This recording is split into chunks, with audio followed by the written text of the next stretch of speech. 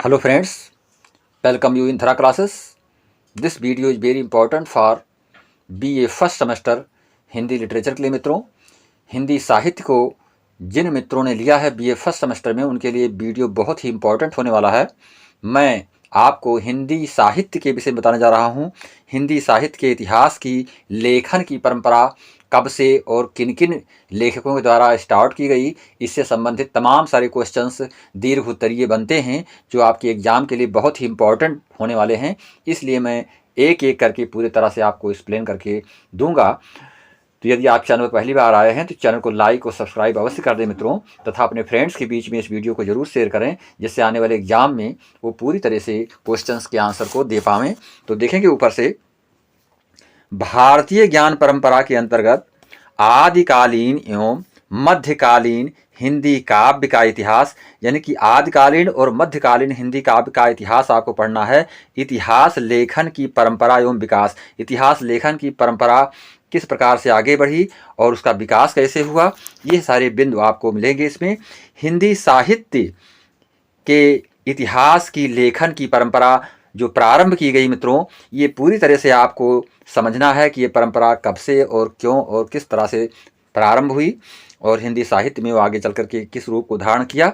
तो देखेंगे मित्रों, हिंदी साहित्य की लेखन परंपरा जो थी, यानी हिंदी साहित्य की लेखन परंपरा 19वीं शताब्दी के उत्तरार्ध में आरंभ हुई। यदि आपसे क्वेश्चन किया जाए कि हिंदी साहित्य की लेखन परंपरा कब से प्रारंभ हुई, तो आपको बता देना है कि इसकी परंपरा 19वीं शताब्दी के उत्तरार्ध में प्रारंभ हुई, जो आज तक चली आ रही है, यानी आज तक ये लगातार जारी है मित्रों। कई विदेशी एवं भारतीय विद्वानों ने इस दिशा में महत्वपूर्ण कार्य किया है। हिंदी साहित्य के प्रमुख इतिहासकार और उनके द्वारा लिखित इतिहास इस प्रकार हैं, जो भी हिंदी साहित्य के प्रमुख इतिहासकार हुए हैं और उनके द्वारा जो लिखित इतिहास है वो इस प्रकार बताया जा रहा है, जैसे आप पूरी तरह से समझते चलेंगे। ये जो पहला पॉइंट दिया गया, गारसा दा तासी, ये पेरिस विश्वविद्यालय में उर्दू के प्रोफेसर थे मित्रों। उनकी रचना इस्ताद इल लितरेव्यूर एंदुई ए हिंदुस्तानी दो भागों में है। इसको दो भागों में विभाजित किया गया मित्रों, जो क्रमशः 1839 व 1871 में प्रकाशित हुई थी। पुस्तक रचना फ्रांसीसी भाषा में है।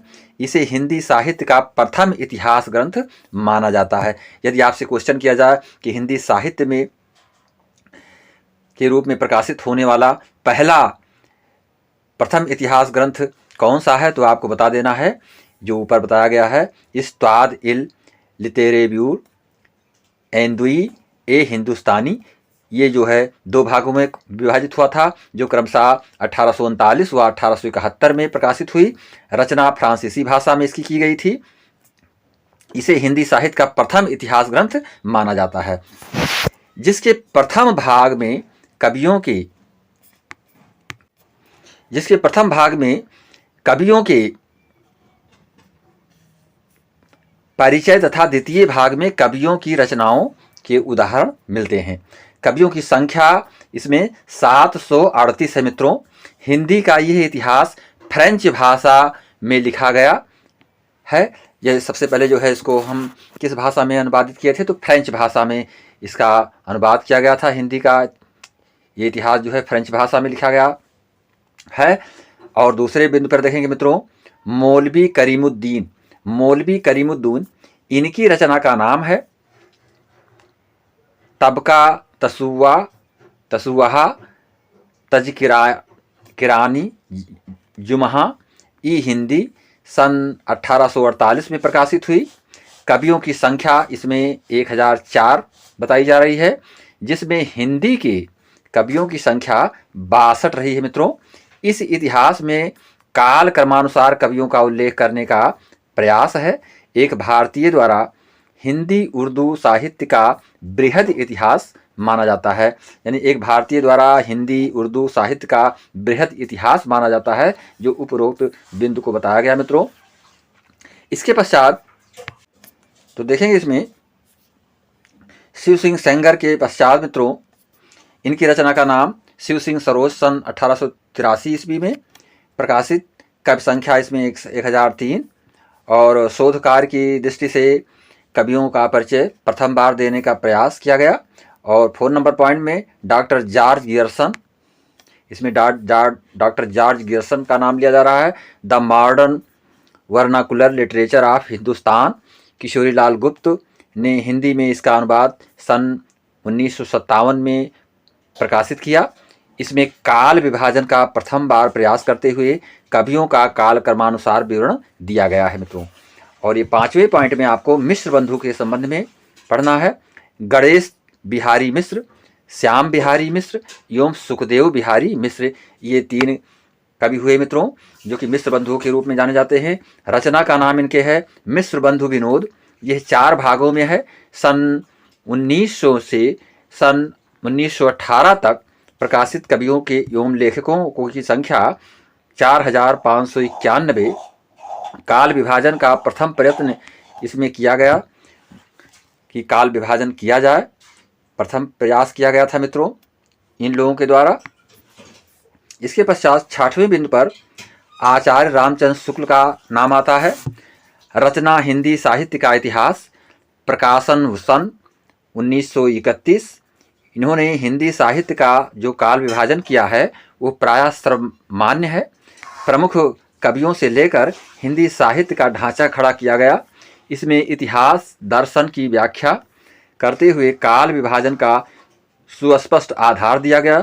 साथ ही कालों के नामकरण के लिए काल की प्रमुख प्रवृत्ति को आधार बनाया गया।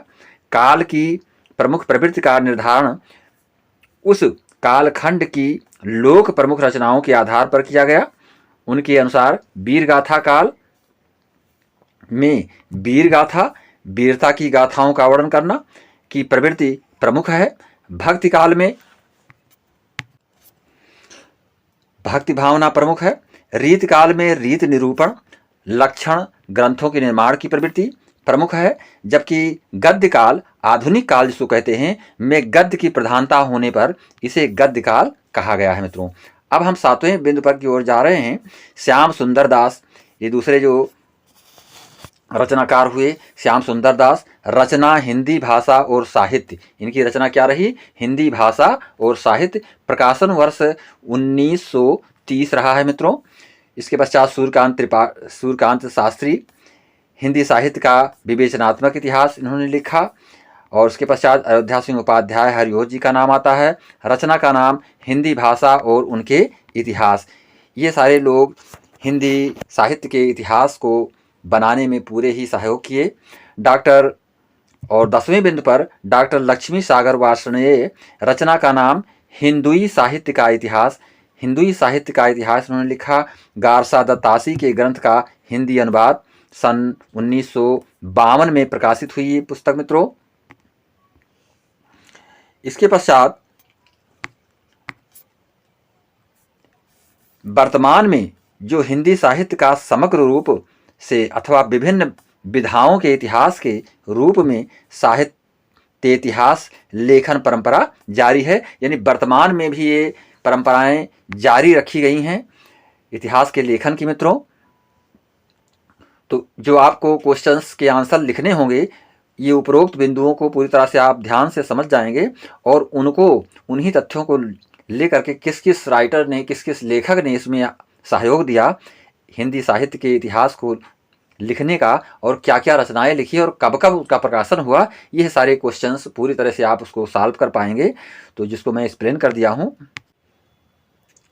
तो इसी के साथ मित्रों आप ये समझ पाएंगे कि हिंदी साहित्य के इतिहास की लेखन की जो परंपरा है वो किन किन लेखकों के द्वारा प्रारंभ की गई थी और कब कब प्रारंभ की गई थी और क्या क्या रचनाएं उन्होंने लिखी थी। यह सारी चीज़ें आपको पूरी तरह से इस वीडियो में मिल रहे हैं। इससे संबंधित क्वेश्चंस जो आपसे किए जाएंगे वो इस प्रकार से किए जाएंगे कि हिंदी साहित्य के इतिहास की लेखन परंपरा की विवेचना कीजिए। हिंदी साहित्य के इतिहास की लेखन परंपरा और उसमें योगदान जिन जिन लेखकों के हुए हैं उनके नाम दीजिए। और हिंदी साहित्य के इतिहास की लेखन परंपरा कब से प्रारंभ की गई, इस तरह से तमाम सारे लॉन्ग आंसर टाइप क्वेश्चंस और शार्ट आंसर टाइप क्वेश्चंस बनेंगे जो आपसे क्वेश्चंस किए जाएंगे।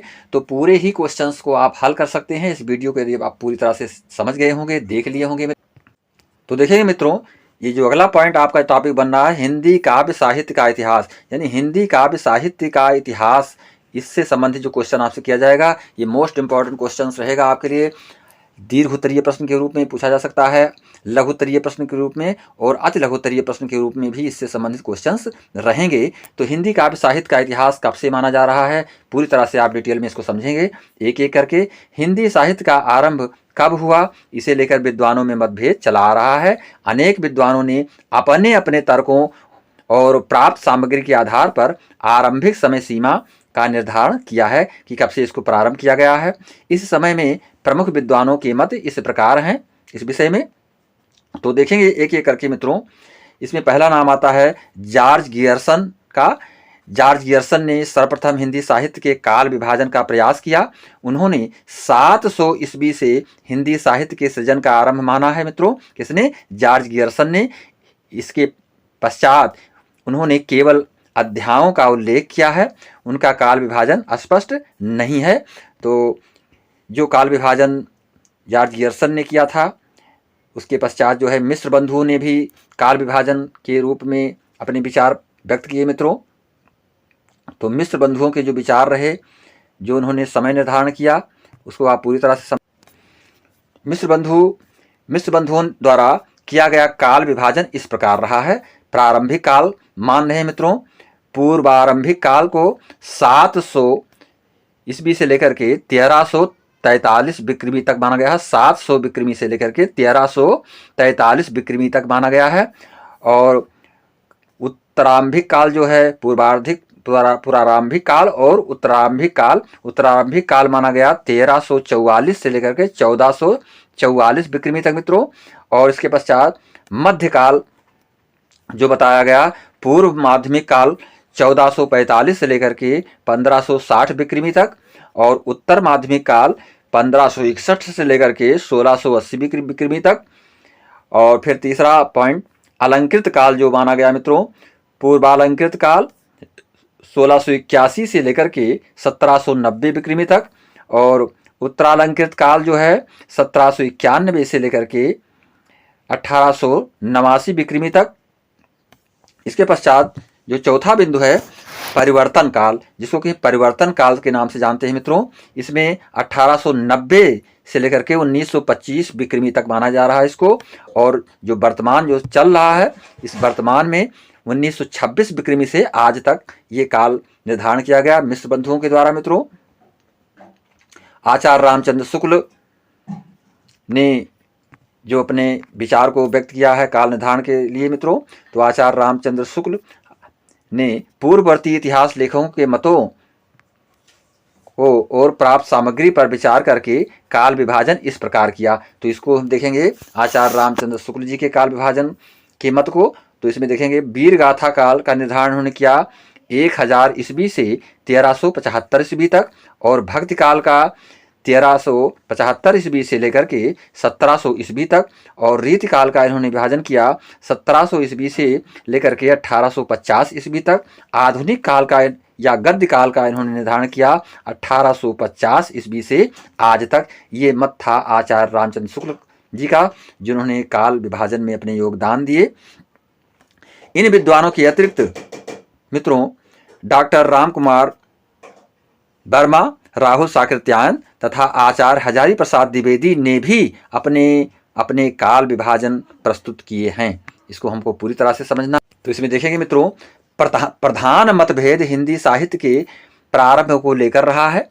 कुछ विद्वान उत्तरकालीन अपभ्रंश साहित्य को पुरानी हिंदी का साहित्य मानकर सिद्ध और नाथ कवियों के साहित्य को भी हिंदी में सम्मिलित करते हैं, और कुछ अपभ्रंश के प्रभाव से मुक्त हिंदी साहित्य को ही वास्तविक हिंदी साहित्य मानते हैं। राहुल साकृत्यायन सिद्ध कवि सरहपा को हिंदी का आदि कवि मानते हैं मित्रों। इनका समय 779 ईस्वी यानी 769 ईस्वी है, जो कि इनका मानना है मित्रों। विद्वानों का जो कथन है इसमें ये कह रहे हैं कि इनका जो समय है ये 769 1969 ईस्वी है। अन्य अनेक विद्वान भी इसे स्वीकार करते हैं। कुछ विद्वान महाराष्ट्र के संत नामदेव को हिंदी का आदि कवि स्वीकार करते हैं। जब तक यह विवाद नहीं सुलझता और अंतिम रूप से हिंदी साहित्य का काल विभाजन नहीं होता, तब तक शुक्ल जी कृतकाल विभाजन को मानकर चलना ही सुविधाजनक है। यानी शुक्ल जी के द्वारा बताया गया, आचार्य रामचंद्र शुक्ल जी के द्वारा बताया गया काल निर्धारण ही हमको तब तक मान्य होना चाहिए, उसी को हमको मानकर आगे बढ़ना चाहिए मित्रों। इसके पश्चात नामकरण, जो नामकरण किया गया, नामकरण हिंदी साहित्य के विभिन्न कालों के नामकरण को लेकर भी मतभेद रहा है। विभिन्न विद्वानों द्वारा किए गए नामकरण इस प्रकार रहे।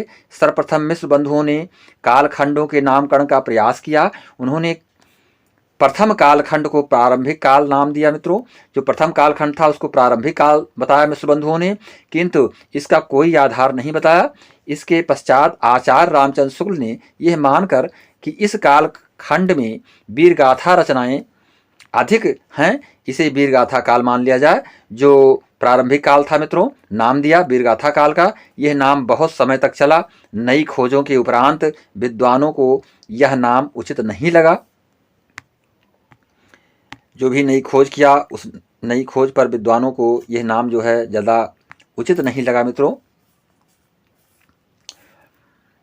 और इसके पश्चात जो है, इस काल में वीरगाथात्मक ग्रंथों के अतिरिक्त श्रृंगार परक तथा धार्मिक रचनाएं भी पर्याप्त मात्रा में प्रणीत हुई थीं। आचार्य महावीर प्रसाद द्विवेदी ने इसे बीज वपन काल, यानी कि बीज वपन काल माना मित्रों। किसने? आचार्य महावीर प्रसाद द्विवेदी जी ने ये नाम दिया उन्होंने। डॉक्टर राम कुमार वर्मा ने इसे चारण काल नाम दिया। राहुल साकृत्यायन ने इसे सिद्ध सामंत युग का नाम दिया मित्रों।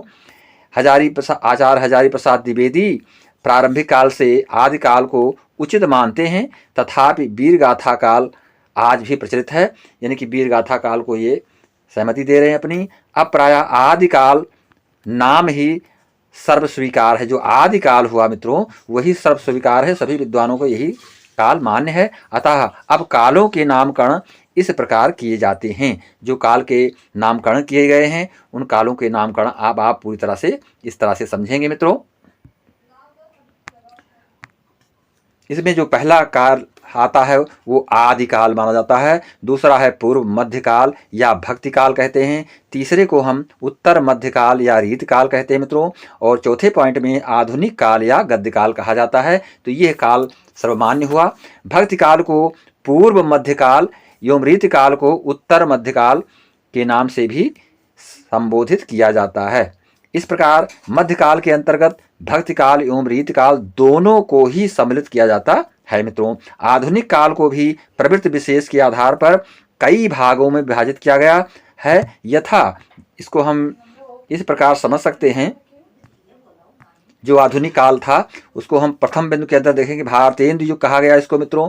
कवि के नाम से भारतेंदु हरिश्चंद्र जी के नाम से युग रखा गया। भारतेंदु युग 1850 ईस्वी से लेकर के 1900 ईस्वी तक ये माना गया।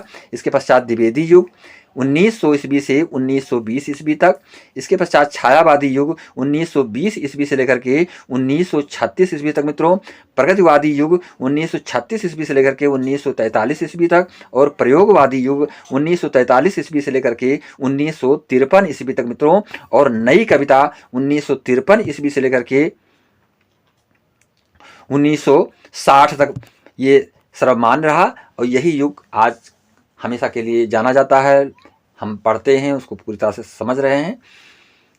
तो मित्रों, मैं चाहूँगा कि यदि वीडियो आपको पसंद आया हो, क्योंकि ये हिंदी काव्य साहित्य का इतिहास पूरी तरह से यदि आपके समझ में आ गया हो, हिंदी काव्य साहित्य का इतिहास, और इसके पूर्व में मैंने आपको हिंदी साहित्य के इतिहास की लेखन की परंपरा, ये 2 पॉइंट्स आपको बताए हैं। इनमें से कई प्रकार से क्वेश्चंस लॉन्ग आंसर टाइप बनेंगे जो आप पूरी तरह से लिख पाएंगे। तो मैं चाहूँगा कि कमेंट के रूप में आप हम तक अपनी प्रतिक्रिया को अवश्य प्रेषित करें, जिससे मैं आपको आपके अनुसार, आपकी इच्छा के अनुसार वीडियो को उपलब्ध करा पाऊँ। इसी के साथ नमस्कार, जय हिंद, जय भारत।